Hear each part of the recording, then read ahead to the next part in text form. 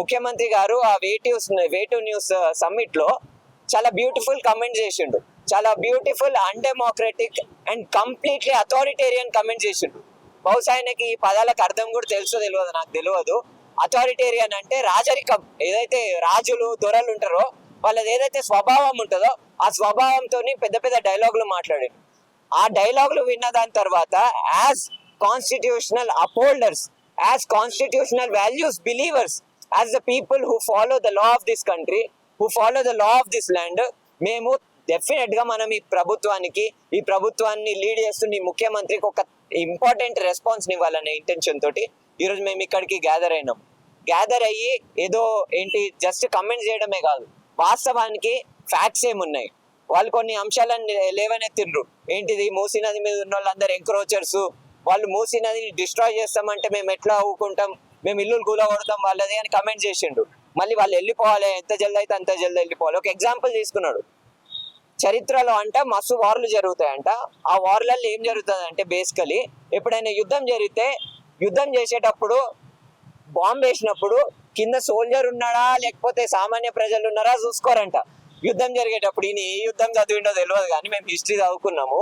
ఏ యుద్ధంలో అట్లాంటి నీతి ఉండదు. ఈయన పాపం తప్పు సబ్జెక్ట్ చదివిండు, తప్పు సిలబస్ చదివిండు.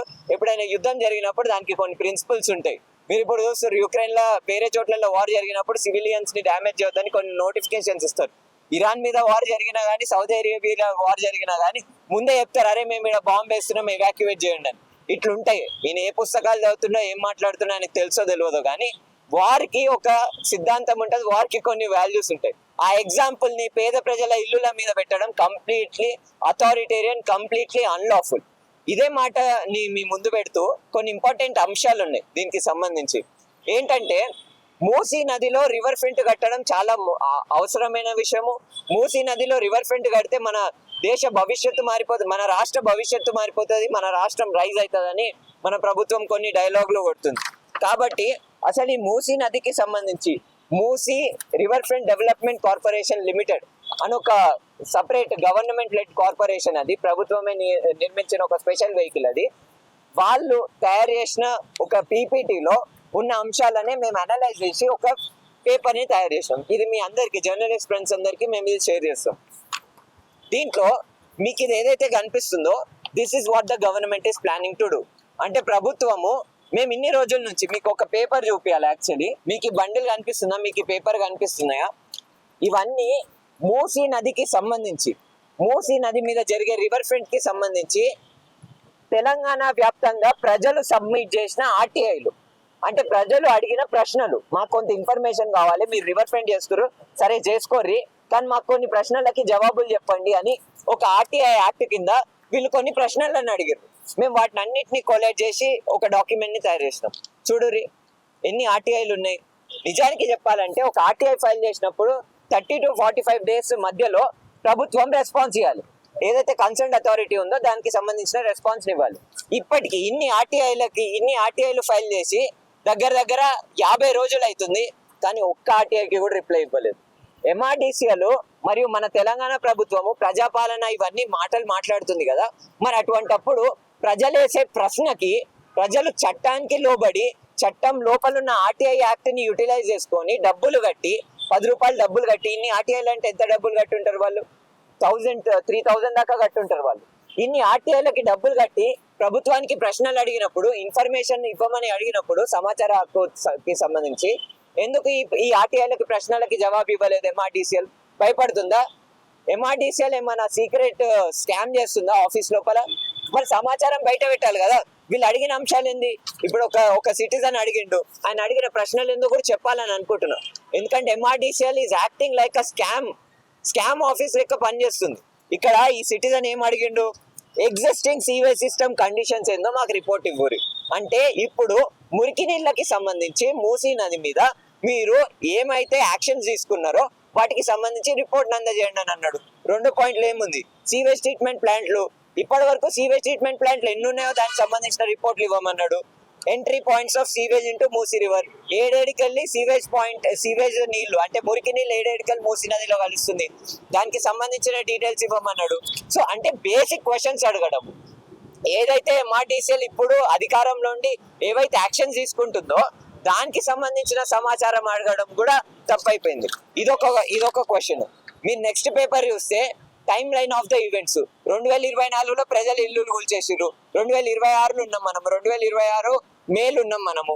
ఇప్పటి వరకు అసలు ప్రభుత్వము ఏమేమి యాక్షన్స్ తీసుకుంది? Musi river front development corporation limited, what are the actions that you took for developing river front? ఇప్పటి వరకు మీరు తీసుకున్న యాక్షన్స్ ఏంది? ఇట్లా చాలా ఇంపార్టెంట్ ప్రశ్నలు అడిగారు. అన్ని సేమ్ ప్రశ్నలు కాదు, అందరు డిఫరెంట్ క్వశ్చన్స్ అడిగారు. దాంట్లో కొన్ని క్వశ్చన్స్ మేము కూడా అడిగినాం. అంటే ప్రభుత్వము ఇంత పెద్ద మాటలు మాట్లాడుతుంది, ప్రజాపాలన, డెమోక్రటిక్ రూల్ అని. మరి ఎందుకు డెమోక్రసీ లోపల ఏవైతే లాస్ ఉన్నాయో, ఏవైతే important peoples governance transparency laws ఉన్నాయో వాటికి సంబంధించి రిప్లై ఎందుకు ఇస్తలేరు? చట్టాలను ఎందుకు ఫాలో అవుతలేరు? ఇదొక అంశం. ఇప్పుడు క్లియర్ గా నేను కొన్ని అంశాలను లేవనెత్తాలని అనుకుంటున్నాను.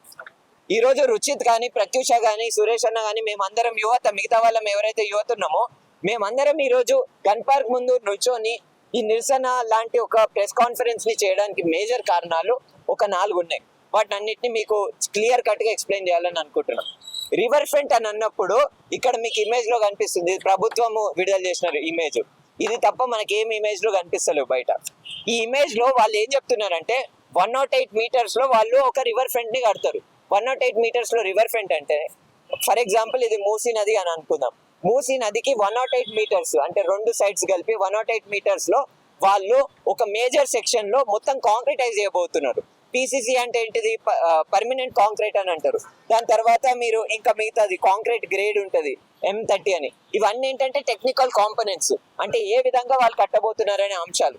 ఇవన్నిటిని మేము అనలైజ్ చేసి అసలు ఎటువంటి ఇంప్లికేషన్స్ వస్తాయని పరిశీలిస్తే మాకు తెలిసిన మేజర్ విషయం ఏంటంటే, ఇప్పుడు మనం ఎండాకాలంలో ఉన్నాము, మనందరి దగ్గర కార్లు లేవు కదా. We all need to travel in bikes.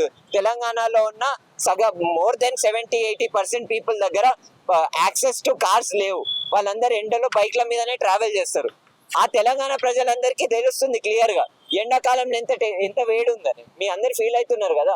ఈ సంవత్సరము పోయిన సంవత్సరం ఎండకి మనం కంపేర్ చేసుకుంటే ఎంత విపరీతంగా ఎండలు పెరుగుతున్నాయి. సో ఎండలకి సంబంధించి మరియు వేడికి సంబంధించి ఒక కీలక అంశం ఉంది. ఎప్పుడైతే 21 kilometerలలో 21 kilometers లో ప్రభుత్వము రివర్ ఫ్రంట్ డెవలప్ చేస్తే, అంటే కాంక్రిటైజ్ గనక చేస్తే 21 kilometers లో మూసీ నదిలో ఏం జరుగుతుందంటే ఆ మొత్తం ప్రాంతంలో 2-5% టెంపరేచర్ పెరుగుతుంది. ఆల్రెడీ మనం చూస్తున్నాం ఎంత వేడి ఉందనేది నగరంలో. రేపు ఆ రివర్ ఫ్రంట్ ఉన్న చోటు నుంచి మనం పక్కన ట్రావెల్ చేస్తే పేద వర్గాల ప్రజలు ఎవరైతే ర్యాపిడో నడుపుతున్నారో, లేకపోతే అక్కడ రోడ్ల పక్కన దుకాణాలు పెట్టుకున్నారో, లేకపోతే ఏవైతే పండ్లని పూలని అమ్ముకుంటున్నారో వాళ్ళ మీద ఎటువంటి ఒత్తిడి ఉంటుంది వేడికి సంబంధించి? 3-5 degrees టెంపరేచర్ ఎక్కువ పెరగడం అంటే ఎటువంటి ఇంప్లికేషన్స్ ఉంటాయి వాళ్ళ ఉపాధికి సంబంధించి? సో ఇదొక మేజర్ పాయింట్. దీనికి సంబంధించి మిగతా డీటెయిల్స్ మీకు ఇంకా క్లియర్ గా పేపర్ లో కనిపిస్తాయి. ఇది ఒక్కటే కాకుండా రెండో అంశం ఏంటంటే వీళ్ళు సైన్స్ స్కిప్ చేసి మాట్లాడుతున్నారు. అంటే విజ్ఞానాన్ని మరియు ఏదైతే సైన్స్ ఉంటుందో దాన్ని పక్కన పెట్టేసి వీళ్ళు ఈ ప్రాజెక్ట్ కి సంబంధించిన డీటెయిల్స్ గురించి మాట్లాడుతున్నారు.